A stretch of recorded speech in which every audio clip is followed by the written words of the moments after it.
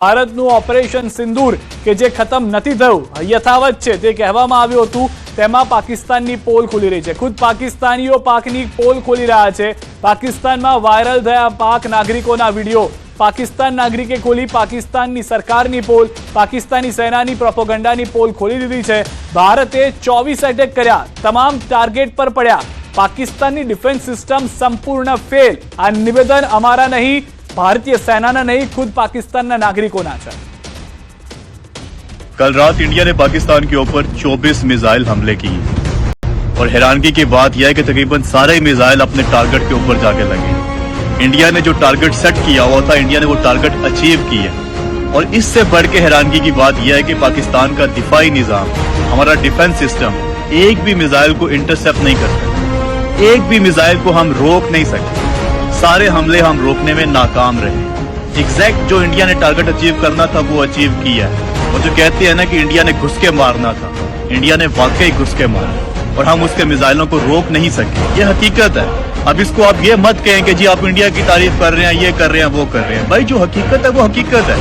आप सुनते आ रहे हैं कि ईरान 200 मिसाइल फायर करता है, 400 मिसाइल फायर करता है, 1000 मिसाइल फायर करता है और इसराइल के अंदर जाके एक आध ही गिरता है, बाकी सारे के सारे इसराइल इंटरसेप्ट कर लेते हैं। ऐसा मजबूत दिफाई निजाम है इसराइल का। लेकिन हमारे पास देख लो, 24 मिसाइल छोड़े इंडिया ने और एक भी नहीं हम रोक सके। और हैरानगी की बात यह है कि अभी इंडिया ने किसी फौजी तनसीबात को निशाना नहीं बनाया। अभी इंडिया ने हमारे किसी छोमनी के ऊपर, कैंट के ऊपर या किसी ऐसी हसास जगह के ऊपर अटैक नहीं किया। यही 24 के 24 मिसाइल अगर हमारे किसी हसास जगह के ऊपर टारगेट किए जाते तो अब तक तो प्रोग्राम बढ़ चुका होना था। यही अगर GHQ के ऊपर फेंका गया होता तो प्रोग्राम बढ़ चुका होता। या यही किसी और हसास जगह के ऊपर मिसाइल गिराए जाते तो किसने रोकने थे? हम तो रोक ही नहीं सके भाई, एक भी मिसाइल नहीं हम रोक सके। दूसरी अफवाहें ये फैलाई जा रही थी सारी रात को, पाकिस्तानी मीडिया लगा हुआ था, सोशल मीडिया के ऊपर तमाम बूट पॉलिसी लगे हुए थे, वो पाकिस्तान ने इंडिया के जहाज गिरा दी हैं। वो सारी पिक्चर्स मैंने देखी, कोई 8 महीने पुरानी है, कोई 3 साल पुरानी है। हमने इंडिया का वो जनरल हेडक्वार्टर गिरा दिया, पता नहीं क्या गिरा दिया। वो मैंने सर्च किया, वो भी फेक न्यूज फैलाई हुई। कोई ऐसी न्यूज नहीं है। एक न्यूज जो है वो सही चल रही है कि कश्मीर के अंदर 2 तैयारे गिरे हैं। वो अब किसके गिरे हैं अभी तक कंफर्म नहीं हुआ। पाकिस्तान के गिरे हैं, इंडिया के गिरे हैं, अभी तक कोई कंफर्म नहीं है। ज्यादातर लोग यही कह रहे हैं कि वो इंडिया के तैयारे गिरे हैं। कौन सा तैयारा, अभी तक कोई कंफर्मेशन न्यूज नहीं है। लेकिन अगर ये मान भी लिया जाए कि इंडिया के 2 तैयारे आपने कश्मीर के अंदर गिरा दिए हैं तो भाई बहुत अच्छी बात है। आपकी डिफेंस को, आपकी एयरफोर्स को सैल्यूट है, सलाम है कि एटलीस्ट आपने उनके तैयारे तो रोक लिए हैं जो हमारी तरफ आ रहे थे। चलो ये तो आपने रोक लिए। आप मुझे बताएं कि वो जो 24 मिसाइल दागिया इंडिया ने आपके मुल्क के अंदर, उसका जवाब किसने देना? आप एक मिसाइल भी जवाबन नहीं चला सके। एक मिसाइल ही चला देते यार। वो गोरी, वो शहीन, वो अब्दाली शबरात पे चलाने हैं या वो क़यामत पे चलाने हैं जाके, या वो कब्र में साथ लेके जाने हैं अपने। आए रोज मिसाइल धमाके कर रहे होते हो, हमले कर रहे होते हो, आप टारगेट अचीव कर रहे होते हो, वो दायरे लगा के जनाब हमने ये मिसाइल जो है वो एक्सपेरिमेंट कर लिया, ये तजर्बा कर लिया। ये चलाने कब है? अगले आपके घर में आके आपको ठोक के चले गए हैं और आपकी हिम्मत नहीं हो पाई कि आप एक मिसाइल भी चला सको। क्या वजह है?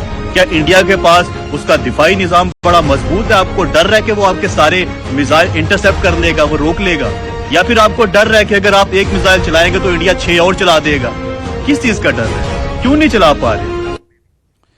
तो બે દ્રશ્યો હવે અમે આપને બતાવી રહ્યા છે। એક તરફ જે સ્ટ્રાઇક કરવામાં આવી ઓપરેશન સિંદૂર એર સ્ટ્રાઇકના એ દ્રશ્યો, બીજી તરફ વોટર સ્ટ્રાઇકના પણ દ્રશ્યો કે જે હવે દરવાજા ખોલી દેવામાં આવ્યા છે। હવે તકલીફ પડવાની પાકિસ્તાનને એ છે કે પહેલા સુકાઈને મર્યા, હવે ડૂબોડીને મારવામાં આવશે। કારણ કે એક સાથે પૂર જેવી પરિસ્થિતિનું નિર્માણ થઈ જાય છે આસપાસના વિસ્તારમાં।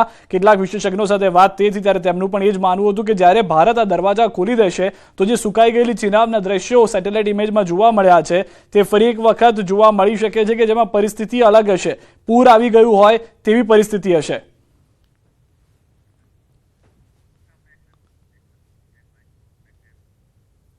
एक विराम माटे रोकाईशुं। आप जोડાયેલા રહો ગુજરાતની number 1 news channel news 18।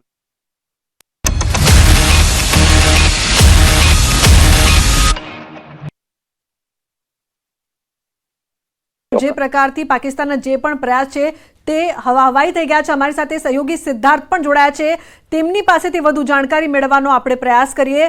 Siddharth, ખૂબ જ મહત્વપૂર્ણ સમાચાર જે પ્રકારથી કે પાકિસ્તાને આપણા 15 શહેરોમાં ટાર્ગેટ કરવાનો પ્રયાસ કર્યો પરંતુ નિષ્ફળ નીવડ્યો। શું વધુ અપડેટ છે આપની પાસે સિદ્ધાર્થ આને લઈને? સૌથી વધારે મહત્વની વાત છે કે જે રીતે પાકિસ્તાનનો ફિતરત રહી છે કાયરતા, એ કાયરતા તેનામાં દેખાઈ હતી, પરંતુ તેઓ ભૂલી ગયા હતા કે આ પાકિસ્તાન નથી, આ ભારત છે. આ પાકિસ્તાનની એર ડિફેન્સ સિસ્ટમ નથી, આ ભારતની એર ડિફેન્સ સિસ્ટમ છે.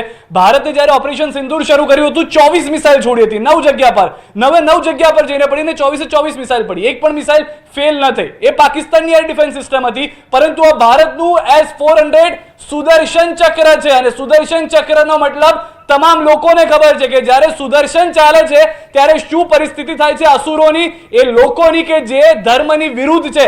તો આ સુદર્શન ચક્ર ગઈકાલે રાત્રે ચાલ્યું હતું ભારતનું S-400, અને આ સુદર્શન ચક્રએ 15 જેટલા સિટીને જે નિશાન બનાવ્યું હતું પાકિસ્તાને, એક પણ મિસાઇલ, એક અડધી મિસાઇલ પણ અડી નથી શકી. S-400 તે તમામ મિસાઇલને બંધ કરી અથવા તો તેને નિસ્તો નાબૂદ કરી દીધી હતી. સૌથી મોટી વાત લુબના, આપણે સાંભળ્યું હશે કે પાકિસ્તાનના કેટલાક નેતાઓ હોશિયારી મારતા હોય છે કે અમારી પાસે પરમાણુ છે, અમારી પાસે એર ડિફેન્સ સિસ્ટમ છે. ભારતનો કોઈ નેતા, ભારતના પ્રધાનમંત્રીએ ક્યારે એવું નથી કીધું કે ભારતના કોઈ સેનાએ નથી કીધું. ભારત કરી બતાવવામાં માને છે, એનો આ વધુ એક પુરાવો છે. ભારતની એર ડિફેન્સ સિસ્ટમ શું છે એ આજે સવારે અને ગઈકાલ રાતથી પાકિસ્તાનની ચર્ચામાં છે. કેમ? કારણ કે જે એર ડિફેન્સ સિસ્ટમ પાકિસ્તાનની હતી એ ભારતની એર ડિફેન્સ સિસ્ટમે કાઉન્ટર કરી અને તોડી પાડી છે. ન ફક્ત 15 સિટીમાં જે હુમલા કર્યા પાકિસ્તાને, તેની સાથે સાથે જે 15 હુમલા જે કર્યા હતા પાકિસ્તાન તરફથી ભારત ઉપર કરવામાં આવ્યા હતા, તેની સાથે વધુ એક મહત્વની જાણકારી એ પણ મળી છે કે ભારતે રાવલપિંડી, કરાચી અને લાહોરની અંદર आप समझ रहे हो समझ रहा हूँ। New times new trends. તો ઓપરેશન સિંદૂરથી ફફડી ઉઠ્યું છે પાકિસ્તાન. પાકિસ્તાને દરિયાકાંઠાની સુરક્ષા વધારી છે. દરિયાકાંઠાની સુરક્ષા હાઈ એલર્ટ પર છે. બધી બોટો પર પ્રતિબંધ મૂકવામાં આવ્યો હોવાની જાણકારી મળી રહી છે. સાથે જ દરિયાઈ સુરક્ષાને હાઈ એલર્ટ પર અધિકારીઓએ રાખી છે. અધિકારીઓએ નાની મોટી માછીમારી કરતી બોટોને પણ બંધ કરી દીધી હોવાની જાણકારી મળી રહી છે. ઓપરેશન સિંદૂર હજી પણ પૂર્ણ નથી થયું. આજે પણ જે સર્વપક્ષીય બેઠક કરવામાં આવી હતી, સર્વદળની બેઠક મળી હતી, તેમાં પણ કિરણ રિજિજુ તરફથી કહેવામાં આવ્યું છે કે ઓપરેશન સિંદૂરનો એક ભાગ પૂર્ણ થયો છે, જેનો મતલબ સ્પષ્ટ છે કે ઓપરેશન સિંદૂર યથાવત છે. અને જે રીતના હાલના દ્રશ્યો આપ જોઈ રહ્યા છો, પાકિસ્તાનના જેટલા પણ વિસ્તારો ઉપર ભારતે મિસાઇલ છોડી છે, એક જગ્યા પણ હવે રહી નથી. આ લાહોરના પણ દ્રશ્યો અમે આપને બતાવી રહ્યા છીએ. લાહોરના દ્રશ્યો આપ જુઓ કે જ્યાં આગળ પાકિસ્તાની સેનાના પણ કેટલાક અધિકારીઓના મોતના સમાચાર ખુદ પાકિસ્તાની સેનાએ પણ સ્વીકાર્યા છે. તેમનું પણ કહેવું છે કે અમારી પર જે હુમલો થયો તેમાં અમારા સેનાના ઇજાગ્રસ્ત થયા છે અધિકારીઓ. મૃત્યુની પણ વાત હાલમાં જાણવા મળી રહી છે. આ લાહોરના દ્રશ્યો અમે આપને બતાવી રહ્યા છે. એરપોર્ટના દ્રશ્યો છે. લાહોર એરપોર્ટનું આ દ્રશ્ય આપ જુઓ કે જે એરપોર્ટ પર એર ડિફેન્સ સિસ્ટમ હોવાની પણ જાણકારી હતી. એર ડિફેન્સ સિસ્ટમ હવે હતી ન હતી થઈ ગઈ છે. પાકિસ્તાનની આ તો કેવી એર ડિફેન્સ સિસ્ટમ કે જેને જ ઉડાડવામાં ભારતે વધારે કષ્ટ નથી લેવો પડ્યો. વિચાર કરો કે જો ભારતની સેના ખાલી આર્મીના જે નિશાનાઓ પર આવી જાય તો શું પરિસ્થિતિ થાય. આર્મીને જો નિશાન બનાવી દે તો કેટલા પાકિસ્તાનની અંદર બચે. તો વધુ એક મહત્વના સમાચાર ગુજરાતથી પણ. સોમનાથ મંદિરની સુરક્ષામાં વધારો કરી દેવામાં આવ્યો છે. વધુ પોલીસ જવાનો સહિત પીઆઈ, પીએસઆઈની નિમણૂક કરી દેવામાં આવી છે. ભારતીય સેના દ્વારા પાકમાં આતંકી અડ્ડા પર હુમલા બાદ સોમનાથની સુરક્ષામાં વધારો કરાયો છે.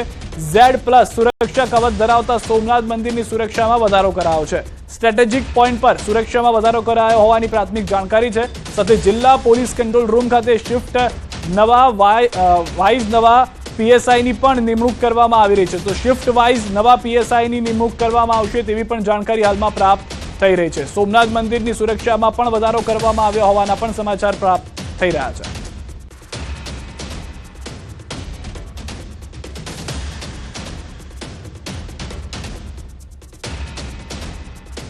તો વધુ એક જાણકારી, ન ફક્ત મંદિરને લઈને પરંતુ દરિયાઈ સુરક્ષાને લઈને પણ, દરિયાની સુરક્ષાને લઈને મહત્વના સમાચાર. કચ્છમાં દરિયાઈ વિસ્તારમાં માછીમારી પર પ્રતિબંધ મુકાયો છે. દરિયામાં ગયેલી તમામ બોટ પરત બોલાવાઈ છે. નારાયણ સરોવર, જખૌ, લખપતના કાંઠા વિસ્તારમાં પ્રતિબંધ.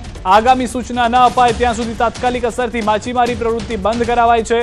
આવતીકાલે કચ્છના 14 માછીમારી સ્થળોએ માછીમારોની જાગૃતિ માટે સમજ આપવામાં આવશે તેવી પણ જાણકારી મળી રહી છે. તો પહેલેથી જ સુરક્ષાને લઈને પગલાં લેવામાં આવી રહ્યા છે.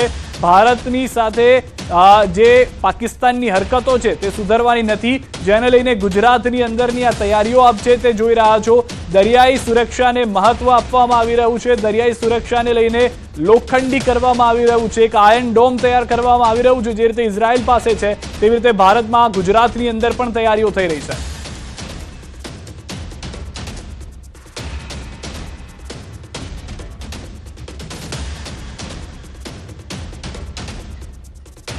અન્ય સમાચાર પર નજર કરીએ. બિસ્માર અને સાંકડા રસ્તાને લઈને જૂનાગઢના ગીર પંથકમાં લોકો ત્રાહિમામ પોકારી રહ્યા છે. મેંદરડાથી સાસણ જતો રસ્તો એક માર્ગીય હોવાને લઈને અનેકવાર અકસ્માતની ઘટનાઓ સામે આવી છે. ત્યારે તાજેતરમાં રાજ્યસભાના સાંસદ પરિમલ નથવાણીએ ટ્વીટ કરીને આ રસ્તો રિપેર કરવા તંત્રનું ધ્યાન દોર્યું હતું. R&B વિભાગ દ્વારા રસ્તાને પહોળો અને સરફેસિંગ કરવા માટેની દરખાસ્ત મૂકી હતી. હાલ તો મેંદરડાથી સાસણ સુધીના રોડનું રીસર્ફેસિંગ કામ માટેની પ્રક્રિયા પણ પૂર્ણ થઈ ચૂકી છે. ટૂંક સમયમાં જ આ રોડ 22 કરોડના ખર્ચે રીસર્ફેસિંગ કરવામાં આવશે. આ રસ્તો રીસર્ફેસિંગ થયા બાદ લોકોની સમસ્યાનો મહદઅંશે ઉકેલ આવી જશે તેવી આશા છે. મહત્વનું છે કે એશિયાટિક સિંહોને જોવા વર્ષ દરમિયાન લાખો લોકો સાસણગીરની મુલાકાતે આવે છે, પરંતુ ખરાબ અને સાંકડા રસ્તાને કારણે વાહન ચાલકોની હાલત ખરાબ થઈ છે. આથી ઝડપથી રસ્તાની કામગીરી પૂર્ણ કરવા માંગ કરાઈ છે. મેંદરડાથી સાસણ રોડ એ ટુરિસ્ટો પ્રવાસીઓ માટે બહુ મેઇન રોડ ગણાય છે. તો એ અત્યારે ભયંકર પરિસ્થિતિમાં છે. તો હાલ થોડાક થીગડા થયા છે અને કોઈ કારણોસર આ થીગડા અધૂરા રહ્યા છે. અધૂરા રહેવાનું કારણ જે હોય છે એ તો અમને ખબર નથી, પણ આ થીગડા તાત્કાલિક કરવામાં આવે અને આ રસ્તો તાત્કાલિક સમારકામ કરવામાં આવે એવી તંત્રને વિનંતી કરીએ છીએ. એક્સિડન્ટ થાય છે એના માટે આ ડબલ પટ્ટી રસ્તો થાય એવી અમારી માંગ છે. અઠવાડિયા શનિ રવિ વધારે પ્રવાસીઓ આવતા હોય છે, એટલે ટુ વ્હીલને એક્સિડન્ટો થાય છે. સાંકડા અને આટીવાળા રસ્તા છે એટલે કોઈ એકબીજાને દેખાતું નથી. બે વધારે થોડી સ્પીડમાં હોય છે ત્યારે એક્સિડન્ટો થાય છે.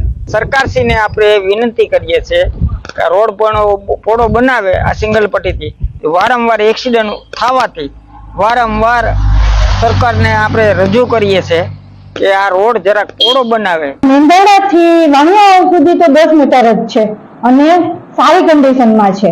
વાણિયાથી અને સુરતગઢની વચ્ચે સેન્ચુરી પોર્શન એટલે અભયારણ્ય આવતું હોય, જેમાં અને અન્ય નિયમોના કારણે સિંગલ પટ્ટી રોડ છે 375 નો, એટલે એ સિંગલ પટ્ટી રોડ છે અને અંદાજે એની લંબાઈ 3.75 મીટર લંબાઈ છે, કિલોમીટર 3.25 કિલોમીટરનો અંદાજે સિંગલ પટ્ટી રસ્તો છે, જેમાં ટ્રાફિકનો ને મોસ્ટલી પ્રોબ્લેમ રહેતો હોય છે.